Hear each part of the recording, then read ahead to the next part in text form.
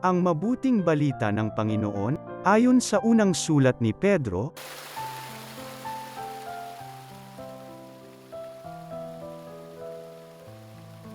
Pinakamamahal kong mga kapatid, si Kristo'y namatay para sa inyo. Namatay siya dahil sa kasalanan ng lahat, ang walang kasalanan, para sa mga makasalanan, upang iharap kayo sa Diyos.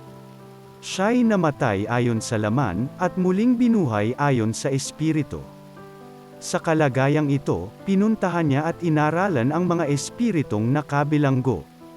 Iyan ang mga espiritong ayaw sumunod nang sila'y matiyagang hinihintay ng Diyos noong panahon ni Noe, samantalang ginagawa nito ang daong. Sa tulong ng daong na ito'y iilang tao, 8 ang nakaligtas sa baha.